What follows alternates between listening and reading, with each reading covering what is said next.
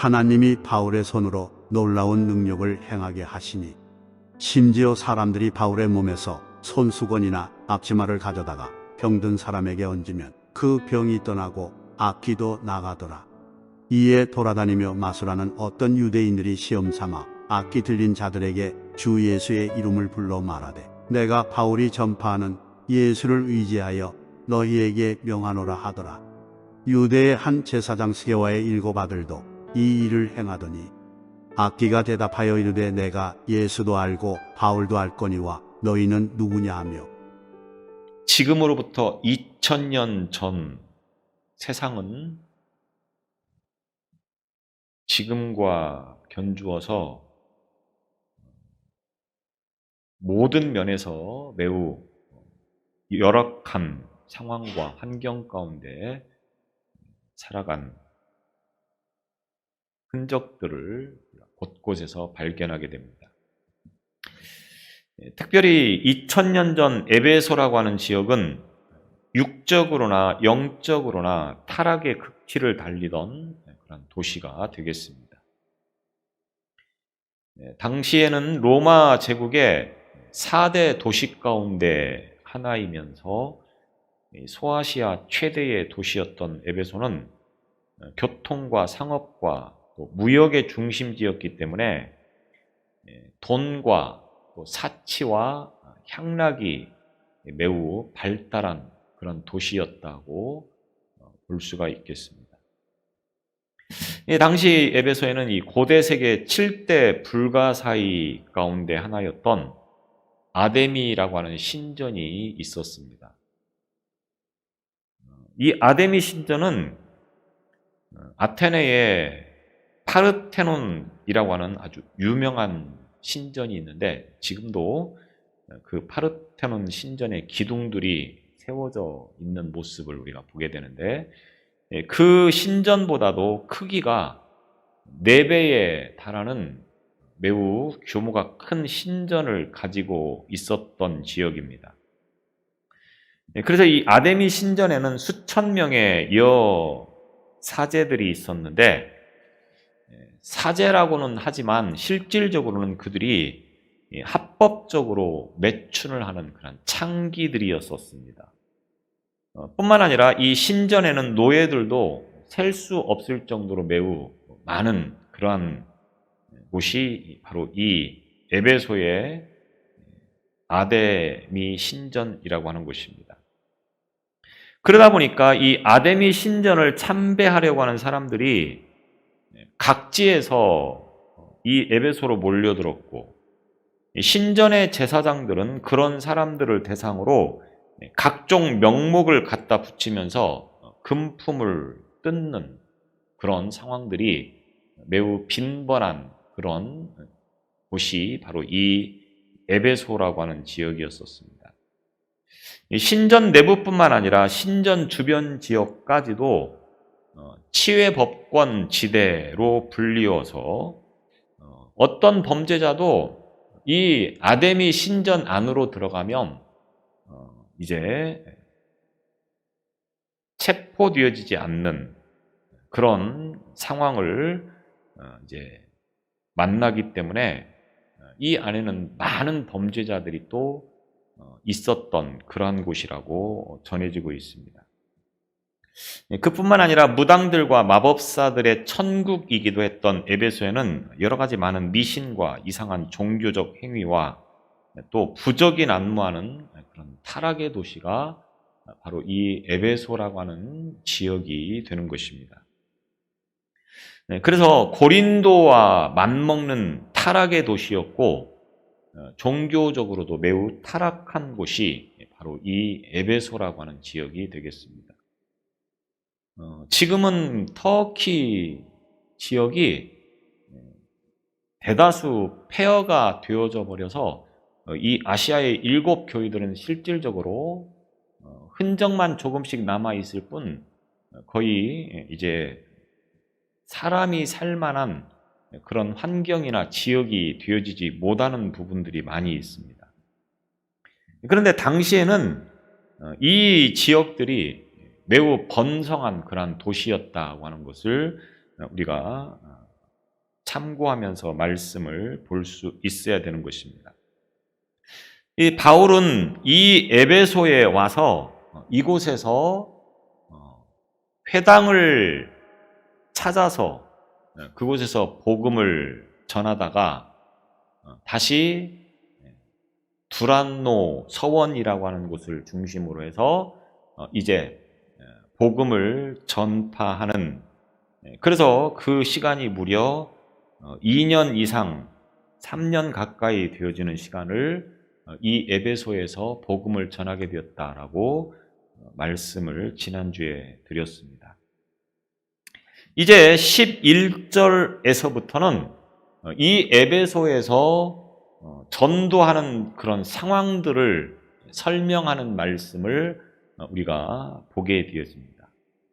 중요한 것은 악한 도시, 우상이 많고 또 많은 사람들이 그 우상에 빠져서 미신을 숭배하고 우상을 숭배하고 하는 그런 지역이었다라고 하는 겁니다. 물론 종교적으로만 그런 부분들이 아니고 문화적으로, 정치적으로, 경제적으로 매우 발달한 도시였기 때문에 에베소에는 각종 여러 부류의 사람들이 모여 있었던 타락한 도시였다라고 그렇게 볼 수 있는데, 바울이 그 타락한 도시를 등지고 어디 조용한 한적한 곳에 가서 하나님만 바라보며 신앙생활을 했던 것이 아니고 그들과 함께 하면서 복음을 전하고 말씀을 선포하는 삶을 살았다라고 하는 것입니다. 우리가 믿음을 가지고 살아간다고 하는 것은 무엇입니까? 세상과 완전히 단절되어진, 그래서 나와 하나님과의 그 관계만 세워가는 그러한 것을 의미하는 것이 아니고, 이 바울처럼 세속적인 그런 것들을 향하여서 복음을 외치고 그들을 변화시키고자 하는 그러한 마음을, 믿음을 가지고 살아가야 하는 것이 우리의 삶의 형편이라고 하는 것을, 환경이라고 하는 것을 우리가 잊지 말아야 됩니다. 믿음이 좋다고 하는 사람들이 가끔씩은 믿음이 없는 사람은 아예 상종도 하지 않는 그런 태도를 보입니다. 물론 그래야 할 때도 분명히 있겠죠. 그런데 무조건 믿음을 가지고 있다고 해서 믿지 않는 자들과 울타리를 쳐놓고 그들과 전혀 상관없이 살아간다고 하면 그 영혼들은 누가 구원합니까? 우리가 그 일을 해야 된다고 하는 겁니다. 이것은 그들과 동화되어진 삶을 살라고 하는 것이 아니고 그 가운데서 외롭게 복음을 지키고 말씀을 선포하는 그런 삶을 살아가야 한다고 하는 것을 의미하는 것임을 우리가 아울러 기억해야 되는 것입니다.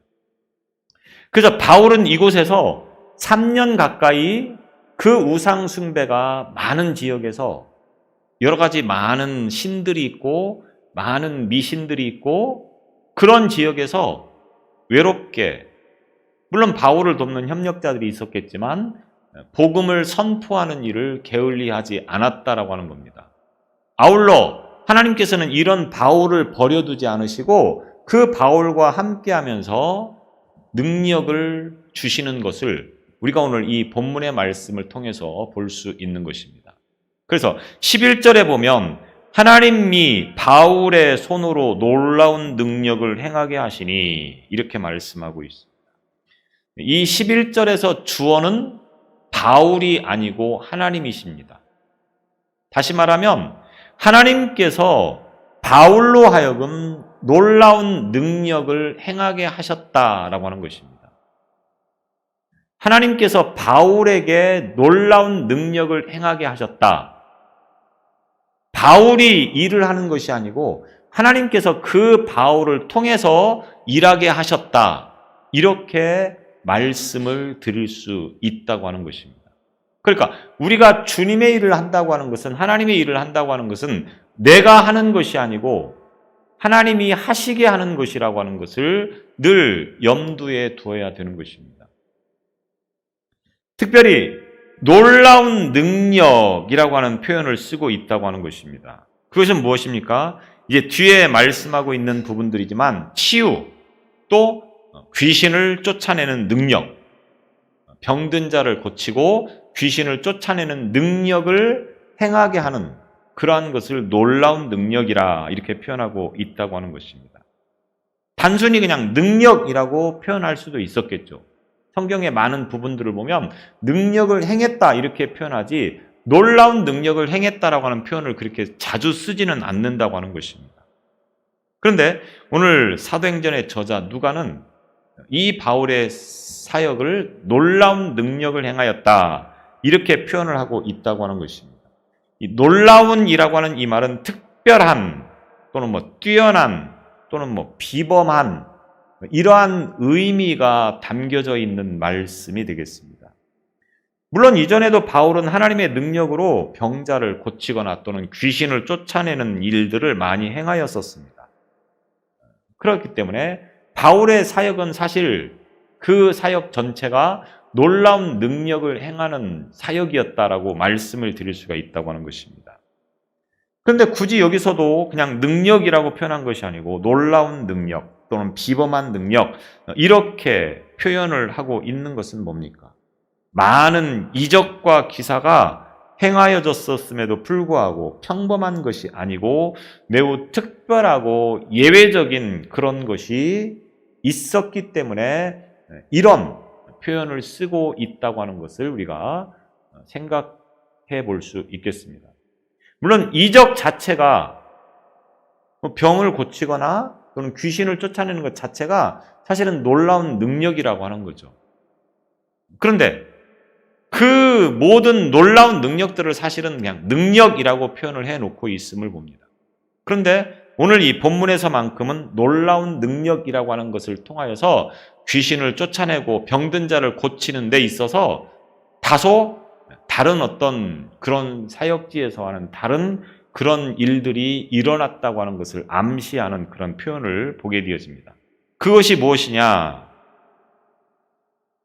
12절에 보면 심지어 사람들이 바울의 몸에서 손수건이나 앞치마를 가져다가 병든 사람에게 얹으면 그 병이 떠나고 악귀도 나가더라. 단순히 우리가 병든 자를 고치고 귀신을 쫓아낼 때 주로 행하는 것이 무엇이었습니까? 안수 정도가 되겠죠. 그런데 여기서는 안수뿐만이 아니라 어떤 일을 행하였느냐?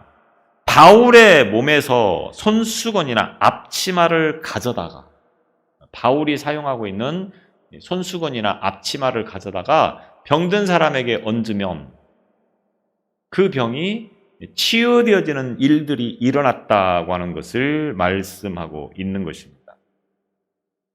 사실 성경에 보면 이런 사건들은 분명히 여기 말고도 많이 있습니다. 그런데 다시 굳이 여기서 이렇게 표현을 해서 말씀을 하고 있는 것은 에베소 사람들이 목격하였거나 상상하면서 왔던 그런 다른 이적들과 비교해 볼 때 매우 놀라운 그러한 일이 아닐 수 없었기 때문이라고 하는 것입니다. 특히 행하게 하시는 이가 하나님이시라고 하는 것을 통하여서 하나님께서 바울을 통해서 계속해서 이처럼 놀라운 이적을 많이 행하게 하셨다고 하는 것을 이 에베소 사람들이 목격하게 되어지는 것입니다. 마가복음 5장 25절에 보면 12해를 혈루증으로 앓던 여자가 예수님의 옷자락을 만지고 치유받은 사건을 우리가 기억합니다. 여인이 직접 옷자락을 만져서 치유를 받게 된 거죠. 또 사도행전 5장 15절에 보면 베드로가 자신의 그림자로 치유의 기적을 베푼 사건을 보게 되어집니다. 근데 오늘 이 12절에서는 손수건이나 앞치마를 가져다가 그 병든 사람에게 얹어서 치유했다고 하는 것입니다. 그래서 앞에서 있었던 그러한 사건들과 연관지어서 의도적으로 이제 이 사도 바울의 사역을 이제 표현하면서 이와 같은 사건들로 인하여서 이 에베소 지역에 놀라운 그러한 부흥의 역사가 일어나게 되었음을 말씀하고 있다고 하는 것입니다. 여기서 손수건은 천막을 만들 때 바울이 아마도 땀을 흘리면 땀을 닦던 그런 수건을 가리키는 것이라고 볼 수가 있겠습니다. 굉장히 무더운 그러한 지역이기 때문에 낮에는 뜨겁고 그래서 이제 일을 하는 데 있어서 많은 땀을 흘렸을 것이고 바울은 그때마다 이제 이 땀을 닦는 그러한 수건을 사용하였는데 이 수건을 가리키는 것이라고 볼 수가 있겠습니다. 또 앞치마라고 하는 것은 작업을 할 때 바울이 무슨 일을 했습니까? 천막을 만드는 일을 하면서 전도를 했던 고린도 지역에서의 상황을 우리가 보게 되는데 앞치마를 하고 그리고 이제 그 작업을 했던 그런 것을 우리가 상상해 볼 수가 있겠습니다. 아마도 천막을 만드는 작업장에서 바울이 이와 같이 손수건이나 앞치마를 사용을 했던 것으로 볼 수 있고 사람들은 이 바울의 손수건과 그리고 앞치마를 가져다가 병든 자들에게 얹었다, 귀신 들린 자에게 얹었다 이렇게 볼 수가 있겠습니다. 물론 바울이 직접 이것을 가져다가 하지는 않았을 것이고 단지 바울의 치유의 기적을 간절히 기다리던 에베소 제자들이 이런 행위, 그러니까 바울을 따르는 그런 제자들이 이와 같이 했을 것이라고 볼 수 있겠습니다. 그래서 바울의 소지품을 가져다가 얻는 행위를 통하여서 당시 많은 에베소에 있던 그 사람들을 이제 치유했다고 하는 것입니다. 그런데 이것은 당시 에베소에 마술사들이 굉장히 많이 있었습니다. 이 마술사들이라고 하는 것은 우리가 봐서 알 수 있듯이 자기가 가지고 있는 소지품들을 사용해서 마술을 하는 경우들을 많이 볼 수 있습니다. 아마도 여기에 어떤 얹어서 바울의 소지품을 가지고 병든 자에게 얹으면 고칠 수도 있겠다라고 하는 그런 제자들의 마음을 가지고 이제 이 일을 한 것이라고 볼 수가 있겠습니다. 물론 아무리 위대한 사람이 사용하던 물건이라도 그 물건 자체에서 능력이 나오는 것은 아니라고 하는 것을 우리는 잘 알고 있습니다. 능력 있는 목사가 손수건을 가지고 있다가 그 손수건으로 다른 사람 머리에 얹었다고 해서 손수건 자체가 능력을 나타내는 건 아니라고 하는 것입니다. 그런데 이제 하나님께서는 이런 상황에서 그렇게 하는 그 상황들을 통하여서 병든 자를 치료하고 그리고 귀신들을 쫓아내는 일들을 행하셨다라고 하는 것입니다. 아마도 바울에게 더 힘을 실어주고 또 이 에베소 지역을 복음화를 시켜서 하나님의 일들을 하나님의 나라를 확장시켜 나가기 위해서 하나님께서 의도적으로 이와 같은 것들을 행하는 그들에게 힘을 실어주기 위해서 손수건만 얹어도 또는 앞치마만 얹어도 그들의 질병이 치유되지고 귀신이 떠나가는 그러한 능력을 행하게 하신 것이라고 우리는 이해를 할 수가 있겠습니다. 그래서 13절에 보면 이에 돌아다니며 마술하는 어떤 유대인들이 시험 삼아 악귀 들린 자들에게 주 예수의 이름을 불러 말하되 내가 바울이 전파하는 예수를 의지하여 너희에게 명하노라. 이에 돌아다니며 마술을 한다고 하는 것은 당시에 마술사들이 많이 있었고 그들은 특별히 귀신을 물리치는 어떤 그런 무당의 역할도 하고 있었던 사람들이라고 볼 수가 있겠습니다. 유대 역사가였던 요세푸스라고 하는 사람의 기록을 보면 어떤 특정한 사람의 이름을 빌어서 악령을 물리치는 무당들이 솔로몬 시대부터 시작되었다라고 전해지고 있습니다. 우연한 기회에 지혜에 뛰어난 이 솔로몬의 이름으로 쫓아낸 귀신들이 다시 들어오지 않으니까 주술가들이 이제 악령이 들려있는 사람을 만나면 솔로몬의 이름으로 그 귀신을 쫓아내는 일들을 계속 반복해서 하는 것에서 유래가 되어서 이제 누구의 이름으로 귀신을 쫓아내는 그런 일들을 유대인들이 종종 시행을 한 것이라고 볼 수가 있겠습니다. 그래서 오늘 여기서 말하고 있는 마수라는 이 사람들은 바로 그런 일을 하는 사람이라고 하는 것입니다. 그런 사람들이 유대에만 있었던 것이 아니고 세계 각처로 흩어져서 살다가 이제 이 바울의 행하는 모습들을 보면서 우리도 할 수 있겠구나. 바울이 하니까 우리도 할 수 있겠구나. 이렇게 생각을 하면서 시험 삼아 악귀 들린 자에게, 귀신 들린 자에게 주 예수의 이름을 불러서 이제 그 귀신을 쫓아내려고 시도했다라고 하는 것입니다. 네, 돌아다녔다고 하는 표현을 볼 때 에베소 토박이 무당들이기보다는 여러 곳을 떠돌아다니면서 이런 일을 행하던 자였을 것이라고 볼 수가 있겠습니다.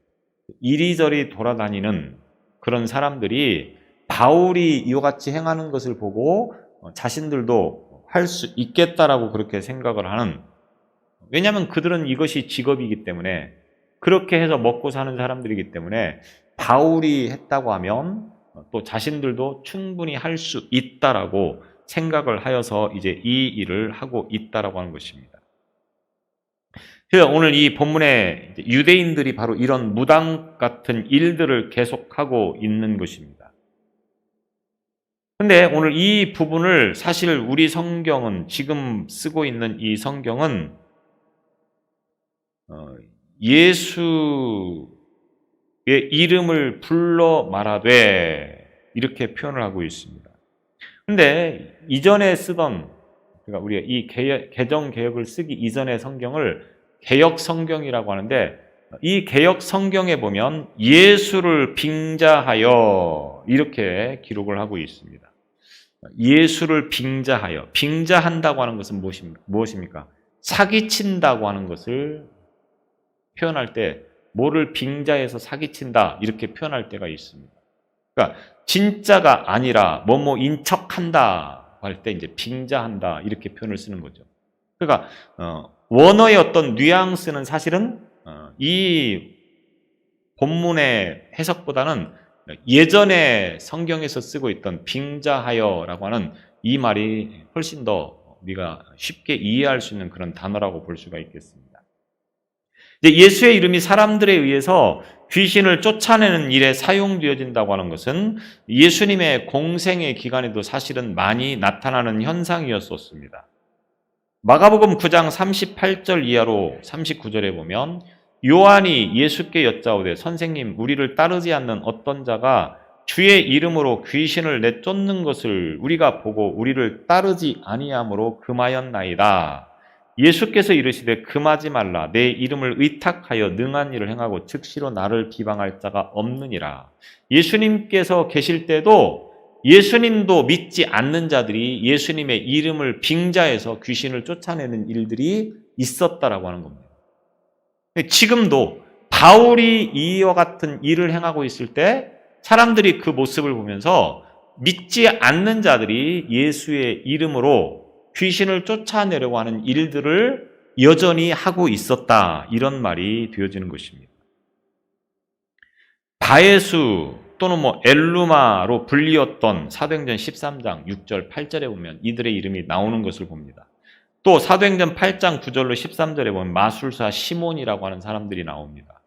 이런 부류의 사람들이 바로 오늘 이 예수의 이름을 빙자하여서 귀신을 쫓아내는 일들을 하는 그런 마술사들, 그런 부류의 사람들이었다고 볼 수가 있겠습니다. 오늘 말씀에서 바울이 전한 복음과 그를 통해 나타난 이적과 기사가 당대에 얼마나 큰 영향을 미쳤는가를 보여주고 있습니다. 너희에게 명하노라. 오늘 이 거짓 무당들이, 마술사들이 너희에게 명하노라 이렇게 이야기를 하고 있는 것입니다. 귀신을 쫓아내기 위해서 귀신에게 단호히 내리는 명령이기 명령으로 사용이 되어지기도 하지만 귀신과 타협하면서 일종의 애원하는 형식으로 이렇게 표현을 하는 경우로도 이제 해석이 되어지는 것을 보게 되어집니다. 믿지 않지만 한번 해본다고 하는 겁니다. 이용을 하는 것입니다. 믿지 않으면서 예수의 이름으로 귀신을 쫓아내려고 하는 게 과연 통하겠습니까? 14절에 보면 유대의 한 제사장 스게와의 7 아들도 이 일을 행하더니 여러 무당들이 그런 일을 행하는데, 그런데 제사장이었던 스게와의 7 아들도 이 일을 행했다, 이렇게 기록하고 있습니다. 이 제사장이라고 하는 말은 문자적으로 보면 대제사장이라고 하는 뜻을 가지고 있습니다. 우리가 알다시피 대제사장은, 유대 사회에서 대제사장은 특별한 그런 직책이라고 하는 거죠. 아무에게나 대제사장의 직책을 주는 것이 아니고 반드시 전통적으로 내려오는 방식에 의해서 대제사장이 세워지기 때문에 반드시 그들은 예루살렘 성전에서 모든 일을 해야 되는 자들 아니겠습니까? 그런데 지금 이곳이 어디입니까? 에베소에도 이 제사장이라고 하는 이름을 가지고 있는 자들이 있었다라고 하는 것을 보게 되어집니다. 학자들은 이 대제사장이 과연 이방 땅에 살고 있다고 하는 사실에 대해서 2가지로 추측을 하게 되어집니다. 하나는 이들이 진짜 대제사장 가문의 사람은 아닐 것이라고 보는 것입니다. 그러니까 대제사장이라고 표현을 하고 있긴 하지만 이들은 대제사장의 가문을 사칭하는 그런 사람들일 것이라고 추측을 하는 겁니다. 왜?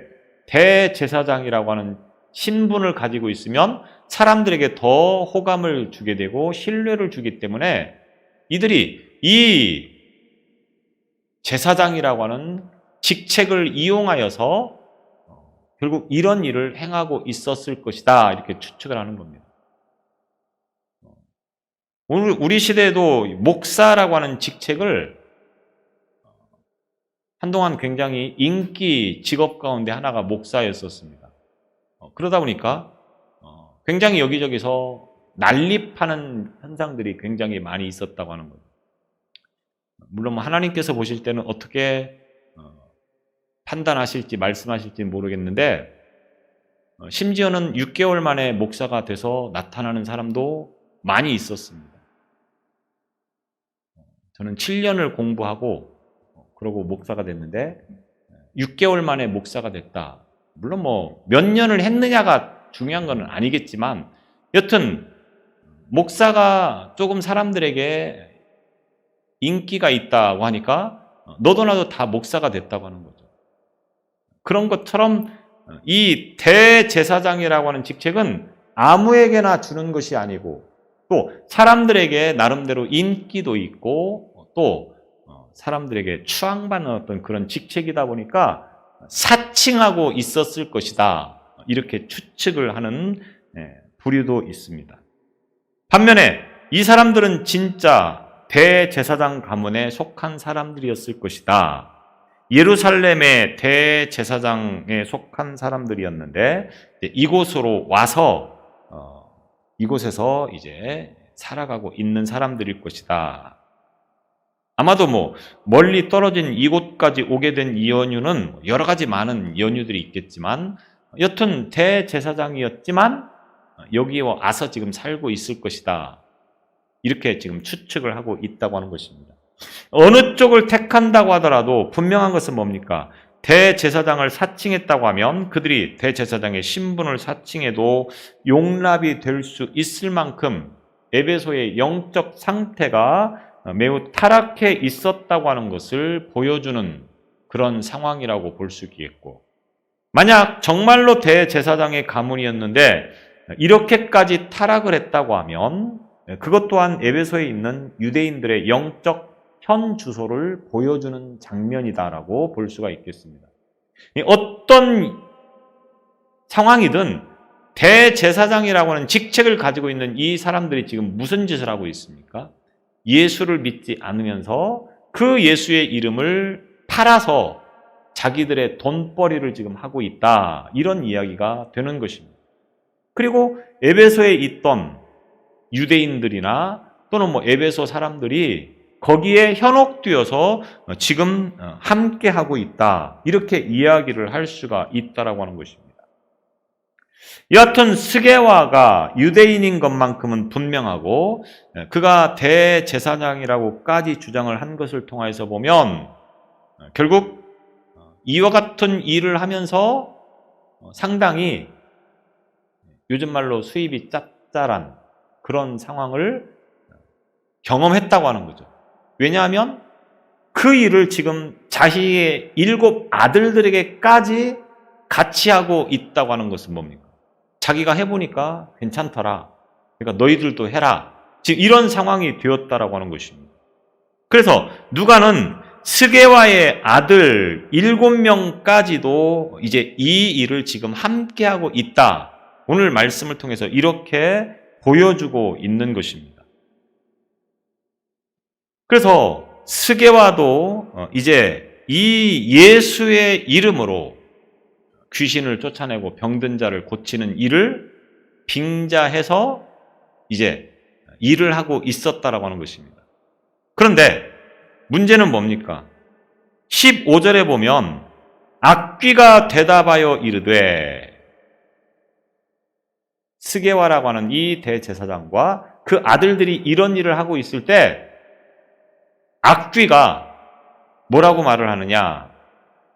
내가 예수도 알고 바울도 알거니와 너희는 누구냐? 이렇게 지금 이야기를 하고 있는 겁니다. 그러니까 귀신은 안다고 하는 거죠.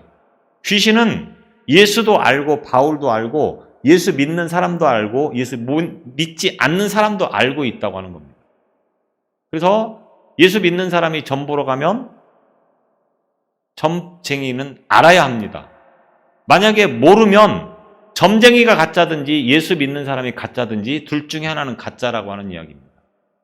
서로 진짜면 분명히 알아야 합니다.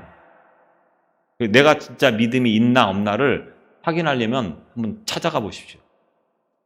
그래서 무당이 당신은 예수를 믿는다고 하면 진짜 믿는 사람일 것이고, 아니면 모른 척하고 그냥 점을 봐주면 둘 중에 하나는 가짜입니다. 내가 가짜든 무당이 가짜든. 귀신은 분명히 알고 있는 겁니다. 복음서에서도 귀신도 예수를 알고 있다고 분명히 말을 하고 있습니다. 바울이 예수 믿는 사람이어서 그런 능력을 행한 것을 알고 있었고, 그런데 스게와라고 하는 대제사장과 그 7 아들들이 지금 이 하고 있는 것을 보면서 믿지도 않는 자들이 지금 이 일을 하고 있다고 하는 것을 조롱하는 거죠. 그래서 너희는 누구냐 이겁니다. 내가 예수도 알고 바울도 알고, 안다고 하는 것은 이제 여러 가지 많은 의미가 있겠지만 그 가운데서 이제 인정한다고 하는 것을 뜻하는 그런 알미 있는 것이고, 그 다음에 안면이 있다고 하는 뜻으로 사용되어지는 아는 것이 있습니다. 그래서 귀신은 이제 이 예수에 대해서 알고 있었고 또 바울도 알고 있었고, 그런데 이 스게와와 그리고 그 7 아들은 모르는 사람들이, 예수를 믿지 않는 사람들이 이렇게 말하는 것에 대해서 이제 너희는 누구냐 이렇게 질문을 하는 것을 보게 되어집니다. 너희는 예수와 상관이 없는 자들이 아니냐 이런 말이 되겠죠. 결국 아무런 관계가 없는 그런 사람들이 예수의 이름을 빙자해서 이렇게 하고 있다고 하는 것은 별로 영향력이 없는 것이다 라고 우리가 볼 수가 있습니다. 하나님의 이름을 믿는 믿음에 기초하지 않고는 사단을 정복할 수 없다고 하는 것을 우리는 분명히 알아야 합니다. 분명히 예수의 이름을 힘입어서 하나님의 능력을 힘입어서 일을 행하면 그 일이 이루어질 것이지만, 그렇지 않다고 하면 그것이 되어지지 않는다고 하는 것을 우리가 이 말씀을 통해서 볼 수 있어야 된다고 하는 것입니다. 우리가 분명한 믿음을 가지고 예수의 이름으로 병든 자를 위해서 기도하면 병이 고쳐질 것이고, 귀신이 사로잡힌 자에게는 귀신을 쫓아낼 것이고, 우리에게 이런 믿음, 이런 능력을 통하여서 하나님의 일하게 하심을 우리가 기억하면서 이 믿음으로 우리가 이 시대에 하나님의 거룩한 일들을 감당하는 저와 여러분의 신앙이 될 수 있기를 바랍니다. 기도하시겠습니다.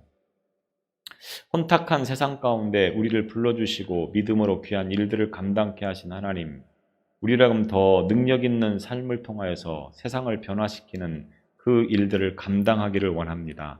바울에게 주셨던 능력을 허락하여 주시고, 바울이 세계 각처를 다니며 복음을 선포할 때 많은 영혼들이 구원에 이르게 되어진 것처럼 우리의 입술을 통하여서 선포되어지는 말씀들이 많은 영혼을 구원하는 일들이 일어나게 하여 주옵소서. 이 일을 통하여서 하나님 나라가 속히 이 땅 위에 임하게 하여 주옵소서. 이 믿음으로 승리할 수 있도록 지켜주시기를 원하며 예수님 이름으로 기도드리옵나이다. 아멘.